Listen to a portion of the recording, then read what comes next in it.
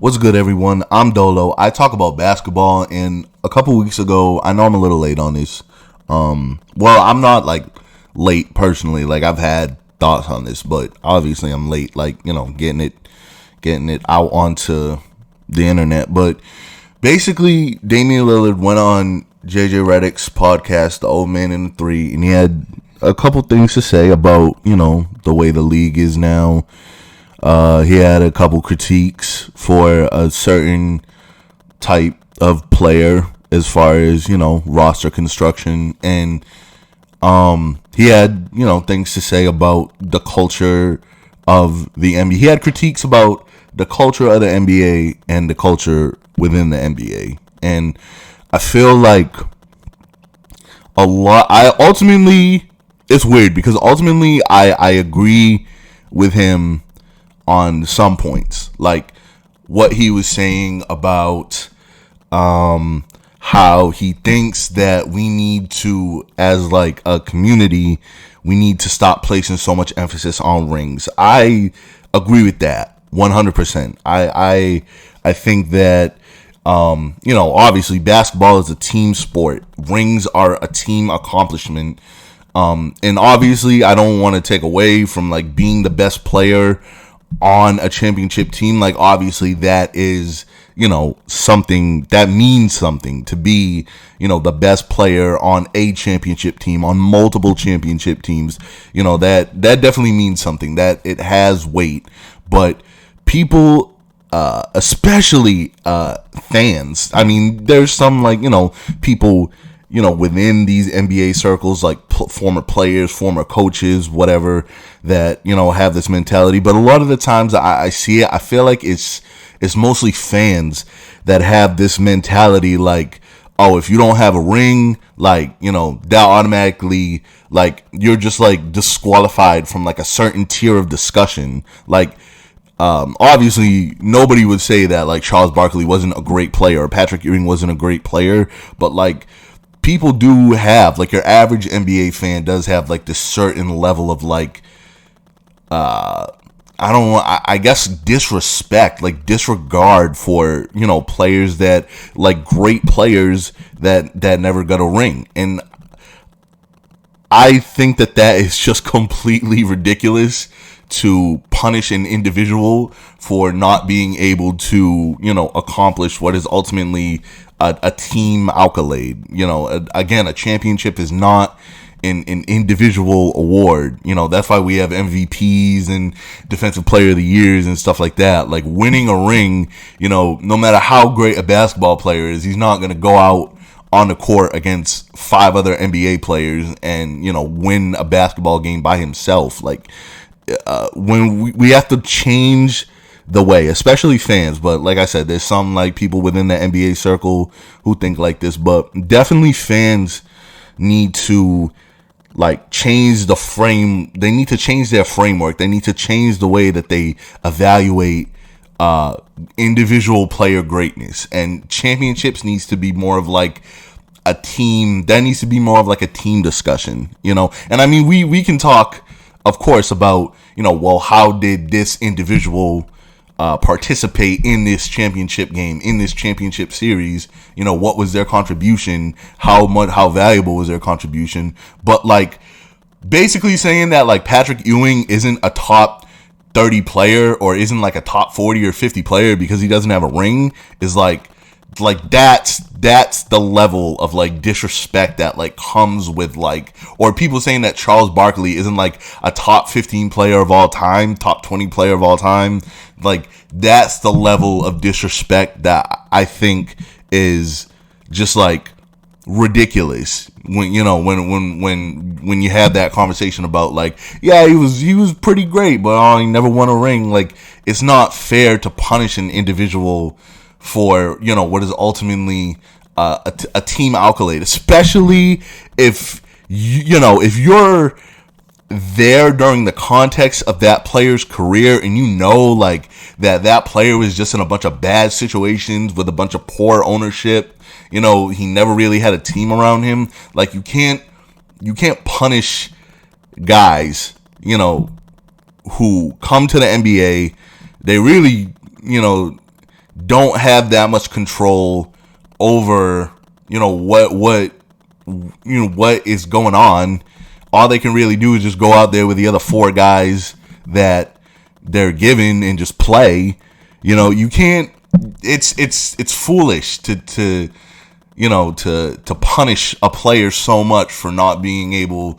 It's foolish to punish an individual so much for not being able to ultimately just like will himself to a team-oriented accolade. Like it just never made sense to me that people were before LeBron got his first one in Miami, people was doubting his greatness. People were there was just a lot of crazy things in the media being said. Just it never made sense to me that how much players were being punished. And like Dame and JJ Redick said, like, I understand, you play this game to win championships, sure, fine, but it takes a roster to win a championship. Like obviously the roster is constructed of individuals, but it takes a roster, it takes a healthy roster to win a championship. So, that's why, like, I just never understood, even from the time that I was like little, I just never understood. Like, I hear all the old heads be like, yeah, but Barkley never got a chip. I'm like, it take like an entire team to win a championship? Like, why are you so mad at Charles Barkley for? Like, he still put up some crazy stat lines in some really big games. Like, I mean, that's putting Charles Barkley's career very lightly. Obviously, he's one of the greats, but like, so I agree with that take that Dame had. His take about how rookies have too much entitlement, that was the word he used. His take about how rookies have too much entitlement, coming into the league, like I disagree with that. Only because, and I'm not an NBA player. I've never been good enough to be an NBA player. I've never been good enough to even be D3 in college. I have watched the game as a fan my entire life. I've been a fan. I've been only on a fan level my entire life. I mean, I played obviously like organized team basketball, but like I've never excelled at it. I'm watching as a fan. So you as a listener, you get to decide how much you think my opinion is worth now, now that you have that context. But like, if I am the number one pick in the draft, like if I'm like Zion Williamson or if I'm like LaMelo Ball or, a dude that's coming in and, I am basically like the hope for that city or that franchise, wherever I'm going, there is no way that, especially if I'm the best player on the team, like there is no way that any veteran can haze me or, I mean, obviously it's a difference between leadership, teaching people leadership and hazing people. And, I feel like NBA veterans and maybe even some of the NBA community feels like you can't have the teaching leadership without the hazing. Like you can't have one without the other. And I think that's incredibly toxic. I completely just really don't fuck with hazing at all. I think that shit is really whack and weird. But yeah, no, there's no way. Like especially if I'm the best player on the team, if I'm the number one draft pick, number 2, 3, 4, 5 draft pick, if I got picked in the lottery and I'm coming to like a franchise as like the best player, I expect the keys to the franchise. Why? You drafted me. You heaping all this pressure on me. If you're LaMelo Ball, you go to a team like the Hornets. What success have the Hornets had in the past decade, the past 15 years? Even the past 20 years? It's like outside of Chris Paul, like, because the Pelicans were the Hornets and all.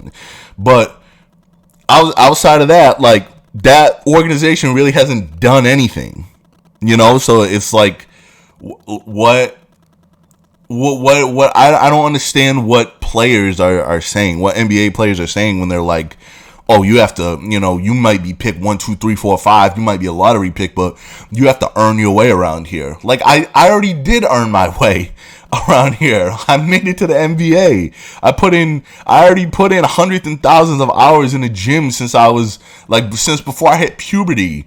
I've been putting hours in the gym every single day. I was waking up before puberty. I was waking up at 8 a.m., going for a half-mile jog, going for a mile-and-a-half jog, coming home, doing the wind sprints, hitting the court, taking 10,000 jump shots. Obviously they got school. I'm talking about like in the summer. I'm doing all that already. I'm putting the work in. I already sacrificed my childhood basically I sacrificed having like a normal childhood to be here. Like, I put that work in. Like, nobody can tell me. I don't care how good you are. I don't care how many years you've been in the league. I don't care how many championship teams you've been on. I don't care. No NBA player can tell a rookie, like, yo, you have to earn your way. You have to earn your way. Like, that makes zero sense to me. And like, obviously, it's different. Like I said before, it's different if, like, you trying to teach a rookie, how to lead a locker room, how to lead other adults. That's different from, like, oh, you can't be bragging about this or that, or you can't be like, bro, what do you like? Oh, you can't be wearing all them chains, rookie. Like, what do you mean I can't be wearing all them chains, bro? Like, or I'm not getting you donuts. I'm not valeting your car, or whatever stupid shit that these NBA vets or NBA, like, no, I'm not doing none of that. I was a lottery pick. I'm the most talented player on this roster. Like, can't nobody in this room like bully me or humiliate me or sun me. I deserve to be respected. Just like, the NBA veterans deserve to be respected. Like, rookies deserve to be respected. Like, people, you don't get to, like, just treat people like badly. People, I feel like people look for any excuse to, like, humiliate other people. That's a whole nother thing. But yeah, I didn't agree with Damian Lillard about the entitlement of rookies, because again, like, if I'm the best player on the team, like, I got to deal with all the pressure of this. So yeah, I'm gonna walk around a little different, especially if I'm doing good. Like, I'm gonna walk around a little different. I'm gonna talk a little louder. There's gonna be some more bass in my voice. Like, I don't like the way that he connected. That he said that rookies. He said people only play for stats nowadays. That these rookies, they only play for stats, and they want to be the first one to do this, or they want to be the MVP. They want to be this and that. I don't think it's bad to, like, to want to be the MVP, or to like, I don't think it's bad to, like, care about your numbers. Obviously, there's a point. There's definitely, like, a hard line that has to be drawn when you talk about caring about your numbers, like, see Russell Westbrook. But especially when you got, like, number incentives in these contracts, it's like goofy to be like, oh, like, well, these players only care about the numbers. Like, duh, if I average 20 points a game, I get, a whatever $100,000 bajillion bonus in my contract at the end of the year. So yeah, like, I am gonna pay attention to my numbers, like, a little bit. I think it's fair that players, like, they care about how they're affecting the game. I think that's perfectly, like, fine and normal. And I think, personally, Dame is always going to be bitter about not, if he retires without a champion, because he's definitely bitter about not having a ring right now, especially when he's seen Giannis, do what he did. And I mean, the Brooklyn Nets, we could talk all day about how, the Bucks got bailed out the Brooklyn series or whatever. And that series with the Suns, they were still down in that series and had to come back. I mean, I'm not going to discredit Giannis's run. That was crazy. And especially after seeing Giannis like do that, and Dame being in a similar situation where he is in a small city, you know, he's the superstar in a small market, in a small city. Especially after seeing Giannis do that, I know that shit, it eats at Dame. I know it does.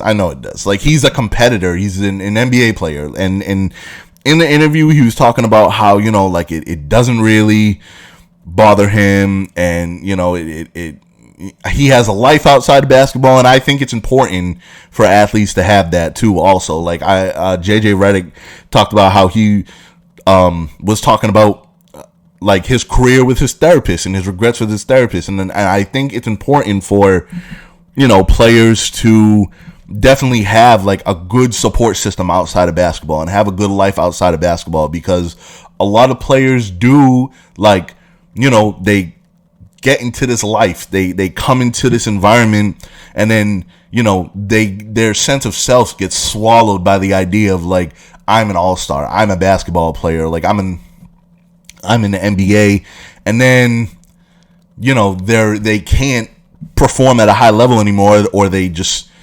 retire, you know, or they retire without a ring, and then, you know, a lot of that shit starts eating at them, and it starts eroding at, you know, their sense of self and stuff. And so I think it's important for athletes to like that's another reason why I think it's important for us as fans to like put it into perspective. Like, winning a championship is hard in any sport. Like, I don't think the average fan understands how hard it is to get, you know, especially in football. Basketball is like 12, 15, maybe 16 guys. Football is that's a 53-man roster. You got to get 53 dudes all on the same page to win a championship. Like, it's hard to win a championship in any organized sport. It's really hard to do that. So, you know, to like say that like Dame isn't like I see people all the time talking about that Dame isn't going to be one of the all-time greats because he's going to retire without a ring. And I have to disagree. And I know when Dame reads that shit, or, you know, I don't know, but like, I feel like when Dame reads that shit, it definitely fucks with him. It's like, damn, like, you know, I fucking, and he talked about, oh, they're not going to talk about me when I retire. Like, they might bring me up when, you know, 40-point games or whatever, but they're not going to talk about me as like one of the greats, because he sees how Charles Barkley and he sees how Patrick Ewing is being talked about. You know, he sees how greats who never won a ring are talked about. And so he's already preparing mentally for the idea that, you know, once he retires, we're just going to throw him away to the wayside. And I think it's awful that athletes have to deal with that mentally. You know, I don't think that we should be you know, I don't think it's fair to treat people like that. And I mean, these people have got hundreds of millions of dollars, and they can wipe their tears with, you know, all their $100 bills. Like, that's not lost on me. But I just think that, like, as a community, we need to really reframe like how we evaluate the career of individual players. I lost my train of thought. Fuck. Oh, so yeah, I was saying that Dame was like talking about how, like, oh, it doesn't bother me that, you know, like, if I don't, you know, I have a life outside of basketball, whatever. And like, obviously that's like a good thing. Like, you know, athletes need to have that. They need to have like a strong support system outside of basketball, so that when they don't have basketball really anymore at, you know, as a medium, you know, at this level, they have something that they could fall back into, you know, if they need it. And obviously, like, a lot of these athletes do need it. But I also think that, like, when Dame talks about how people that, you know, people that team up don't care about the love of the he said he plays for the love of the game. And I feel like he was kind of insinuating that people that he said, I play for the love of the game, I play for the competition. I feel like he was saying, like, he was low-key trying to take a dig at people that, you know, that go team up, you know, what LeBron did in Miami. And then, I mean, these is two different things. What LeBron did with Miami and then what KD did in Golden State is two different things. It's not the same.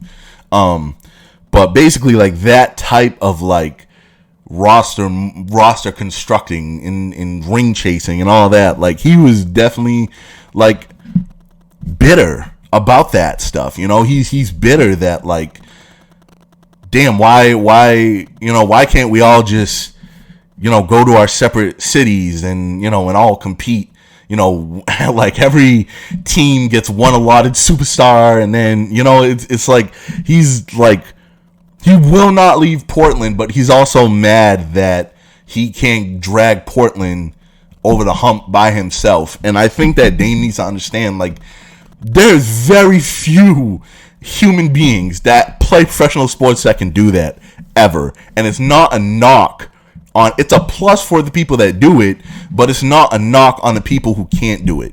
You know, and I wish Dame would leave Portland. Like, I'm probably biased. I should, for the sake of honesty in this discussion, I should come out and say I'm one of the people that I want to see Dame leave Portland.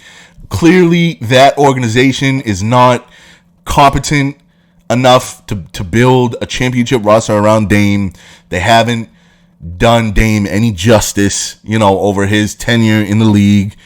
They need, and I mean, obviously some of that isn't Portland's fault. Like, you know, they had to fucking play the KD and Steph Warriors, whatever. They had to play both versions of the Warriors, you know. So, I mean, when I say both versions of the Warriors, I mean the greatest regular season record of all time, and then the KD. So I'm again, like, part of that isn't their fault. Like, part of that is just like fucking the Warriors. The stars align for the Warriors, but I mean, Portland. I'm sure we can all agree that Portland has played a big part in, you know, Dame's career going the way it has been. And like, I want Dame to know that, like, if you leave, bro, smart people are not going to think less of you if you leave. Like, people, like, smart fans of this game who, like, understand, people with common sense, like, if Dame left and, like, I don't even know how it would work. I'm not going into logistics. I'm just saying, like, if he went to the Lakers with LeBron and AD right now, like, I would not think anything less of Dame. I'd be like, no, that dude put in a decade with Portland. He dragged some really, really, like, weird looking teams to some really crazy places. Like, you know, he tried to guard Steph Curry with broken ribs, like, or cracked ribs, whatever it was. Like, Dame's greatness does not go down to me if he leaves. And that's what I want him to understand. And I feel like Dame, like, keeps taking these digs at, like, you know, he'll never say the name Kevin Durant, and he'll never say the name LeBron James, and he'll never say the Paul Georges. He'll never say those names, but those are the players that he's talking about when he's like, I play for the love of the game, and I play for the competition, and I want to take my team, you know, that's the people that he's talking about. But he'll never, obviously, like I said, he'll never say the names, but I wish that as a community, we could tell these athletes, like, bro, like, obviously, like, what Kevin Durant did is, like, an extreme, like, that's taking it to an extreme. There was, like, really no need for that. I mean, I feel like Kevin Durant really just wanted to troll the NBA at that point. But, like, it's not bad. If we as fans, if we have to pick as a fan base, this is what I'm going to say. We have to pick as a fan base. If we are going to place so much emphasis on championships that multiple superstars are willing to put their competitive drive on the back burner to team up, we can't be mad at them when they do that. Or we have to understand that Rings are a team accolade, and an individual should not be punished the way that they are today in the media, in general conversation, for not being able to win a ring. We have to pick, because now we look how we got Dame. We got Dame all messed up. You know, this dude is coping with the idea that he's probably never going to win a ring, but he has too much pride to leave Portland. It's like we can't do that, bro. Not everybody is built like Giannis. You know, not everybody has the front office that Giannis has. Not everybody is, you know, the fate don't smile on everybody. You know what I'm saying? Like, fate don't smile on everybody all the time, I should say.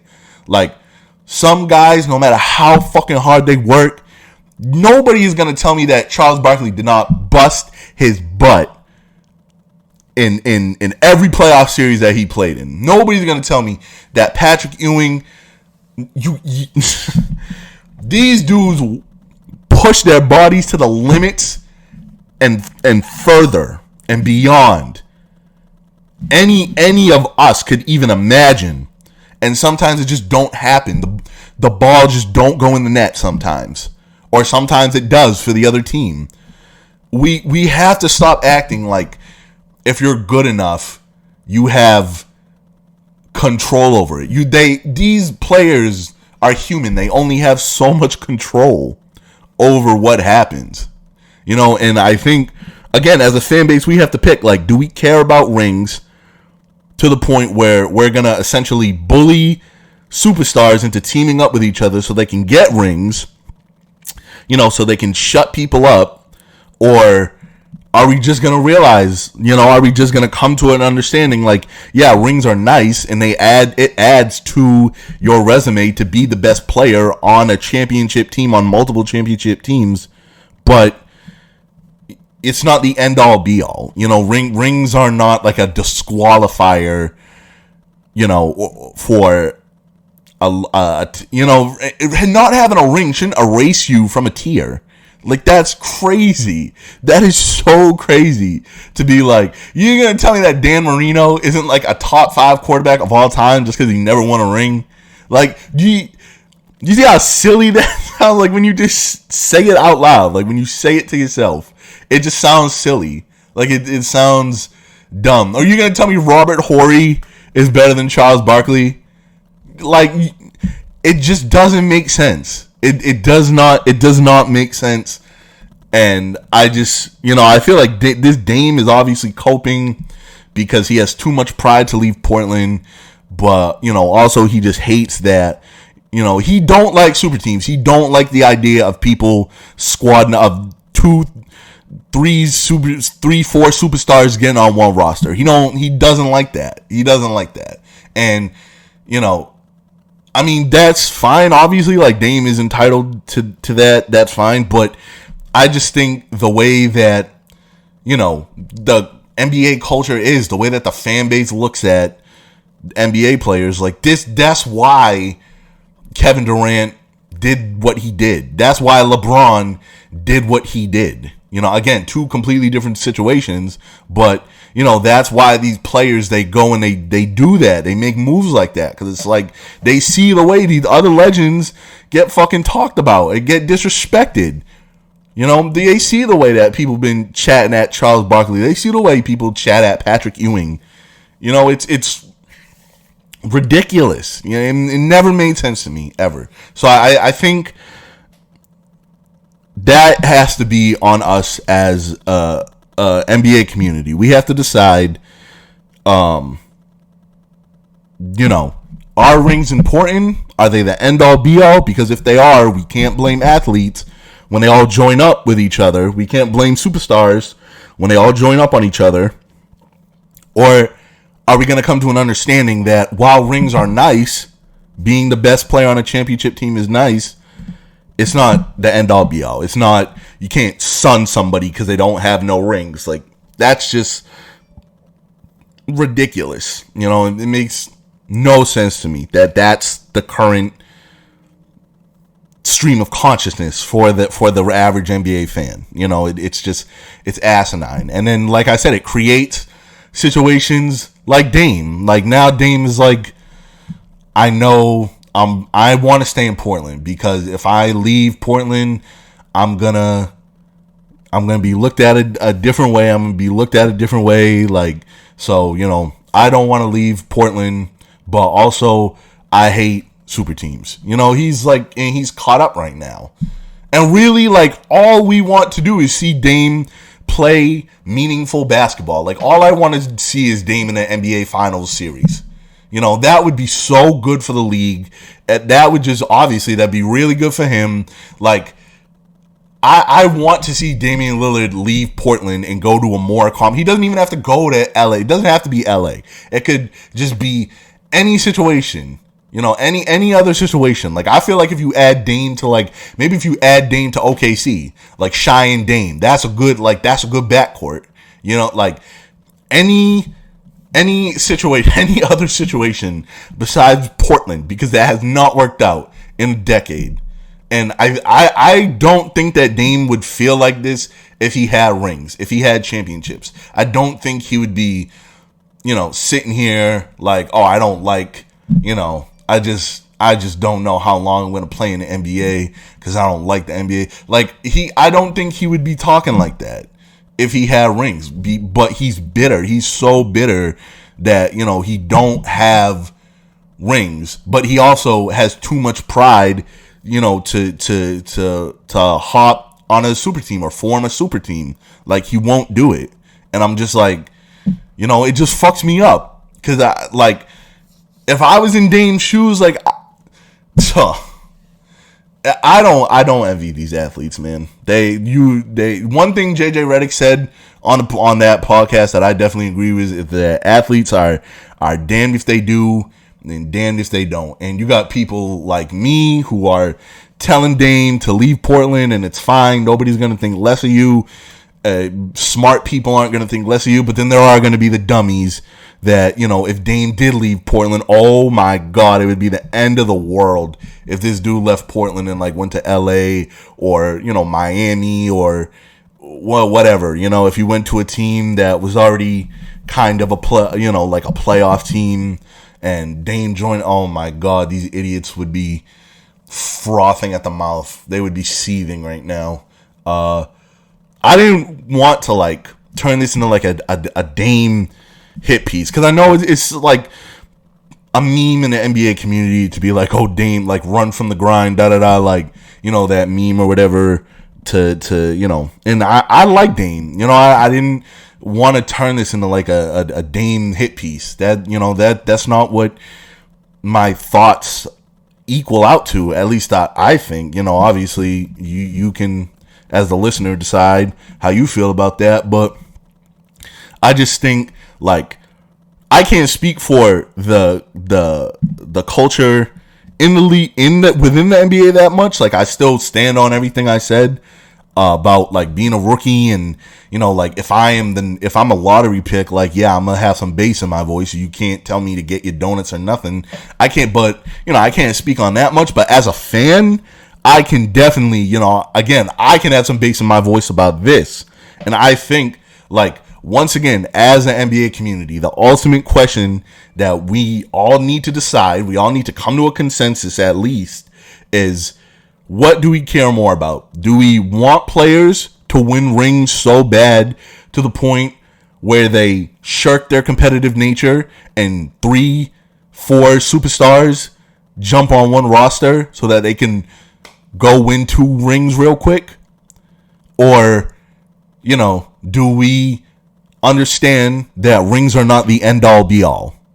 And that, again, it's nice to have a ring on your resume and it's nice to be the best player on a championship team, on multiple championship teams. It's nice to have that on your resume, but it's not like a disqualifier, or it's a disqualifier to like a very tiny extent. Like, you're splitting hairs essentially at that point when you talk about who's the better player, So, I mean, like, again, I didn't want this to be like a Dame hit piece or whatever. That's not what I was trying to do with this. I was just, trying to give my thoughts, and I think it is an important question that the NBA fan base has to ask itself, because I think the NBA fan base suffers from this a lot. Like certainly, like the NFL fan base like has its thing with like championships or whatever, but it's really bad in the NBA. And like I understand why. It's because basketball is definitely more of like an individual sport than like football or hockey. You know, one guy can win. Like you can sometimes, some guys can just like take over a game and like win a game by themselves. Maybe they can do that like 1, 2, 3 times over the course of an 82 game season. But you guys are talking about, you guys are acting like these people have the power. Like when you get into the playoffs, it's a different story. That's a different level of basketball, just off talent alone. But like the structure of how the playoffs are, like you have to beat the same team 4 times in 2 weeks.